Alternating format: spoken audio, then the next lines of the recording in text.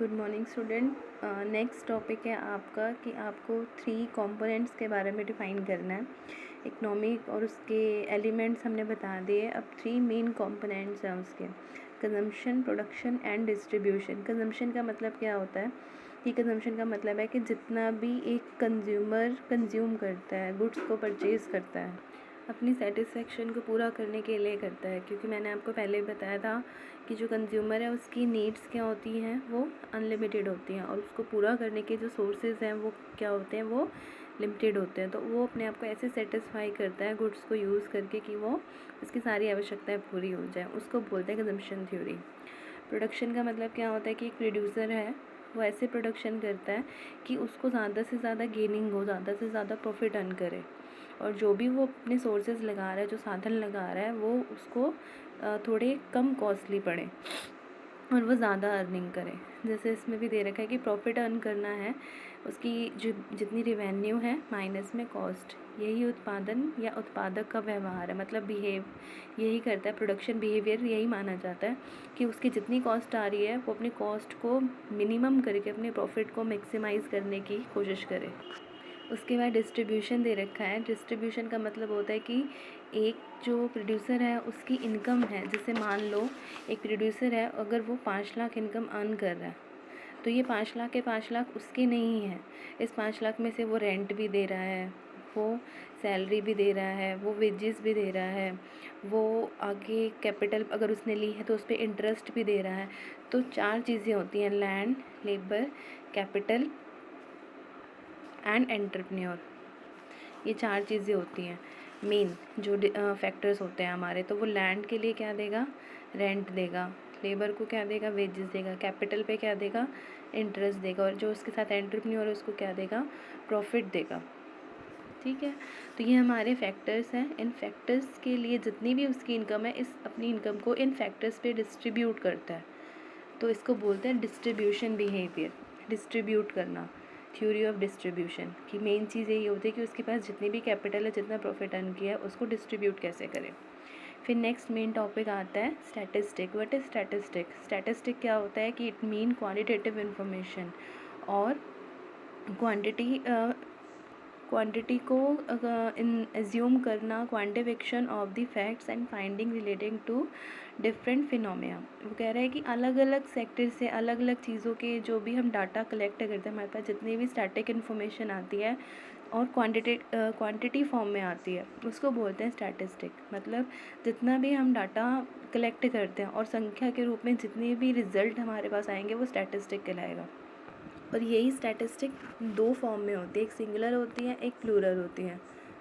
अब जैसे हमारे कंट्री की जितनी भी पॉपुलेशन है वो स्टैटिस्टिक है कि जितनी भी पॉपुलेशन या जितनी भी मान लो पॉवर्टी लाइन है, जितने भी पॉवर्टी लाइन से नीचे आते हैं लोगों पर आते हैं, मतलब जितना भी ये डाटा है ये सारा स्टैटिस्टिक है। प्लूरल फॉर्म कौन सी होती है, जैसे कि इसमें दे रखे पॉपुलेशन रिगार्डिंग जितने भी हमारे डाटाज हैं, एम्प्लॉयमेंट के रिगार्डिंग, और भी अगर कोई एक्सपेंस किया है हमने सोशली, ये सारे।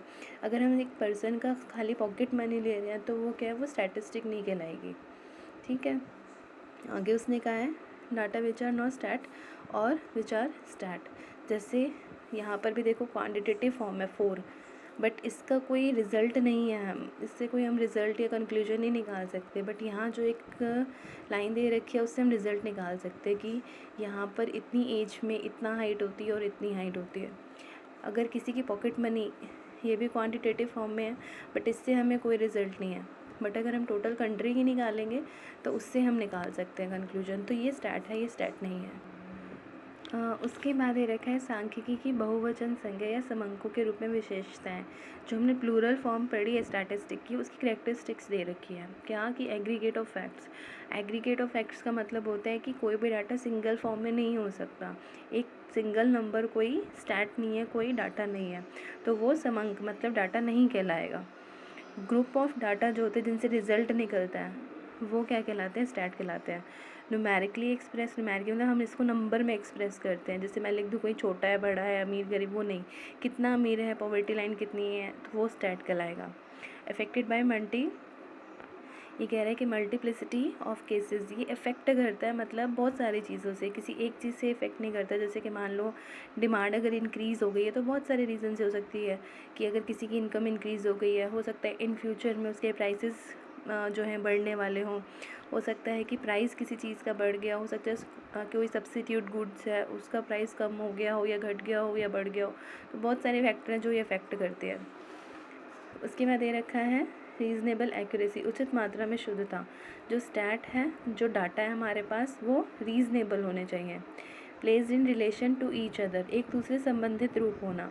जैसे इसने दे रखा है यहाँ पर कि राम की आयु 40 है, मोहन की हाइट है, मतलब अगर एक तो हम ले रहे हैं एज और एक ले रहे हैं हाइट, इन दोनों का कोई कॉम्बिनेशन नहीं है और इसका हमने वेट ले लिया तो ये डाटा नहीं कहलाएगा।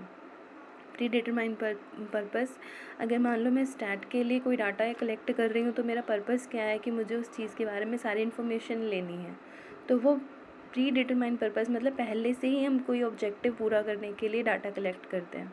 इमरेटेड और एस्टिमेटेड, गणना और अनुमान। वो कह रहा है कि गणना और अनुमान मतलब जितना भी डाटा है बहुत बड़े लेवल पे कलेक्ट किया जाता है, और इमरेटेड का मतलब होता है उसकी कैलकुलेशन करना, उसको एस्टिमेट करना। जैसे प्रधानमंत्री की दिल्ली की सभा में 1 लाख लोग तथा मुंबई में 2 लाख लोग आए थे। ये आंकड़े अनुमान द्वारा प्राप्त किए गए हैं, ज़रूरी नहीं है कि थोड़े लोग ज़्यादा भी हो सकते हैं, कम भी हो सकते हैं। तो ये मेनली डिपेंड, जैसे हमारे कंट्री की पॉपुलेशन है 135 करोड़ या 134, बट ये नियर अबाउट है, आसपास, क्योंकि जब भी सर्वे है ज़रूरी नहीं कि हर घर से सर्वे कलेक्ट किया जाता है, प्रॉपर अमाउंट में डाटा कलेक्ट होता है, तो थोड़ा सा जो अमाउंट है वो एवरेज बेस पे लिया जाता है इसमें। कलेक्शन इन सिस्टमेटिक मैनर, जो भी डाटा कलेक्ट किए जाते हैं वो एक सिस्टमेटिक मैनर में किए जाते हैं। जैसे अगर मान लो कोई भी एम्प्लॉयमेंट के लिए कर रहे हैं तो कौन सी स्टेट के हैं, डिस्ट्रिक्ट वाइज हैं, फिर उसके बाद एवरेज वाइज, वेजेस वाले, सैलरी वाले, एक सिस्टमेटिक वे में ये कलेक्ट किए जाते हैं डाटाज, तभी उनसे कंक्लूजन निकाल सकते हैं। चलो आप ये सारे पॉइंट्स लर्न भी करने और राइट भी करने हैं इनको।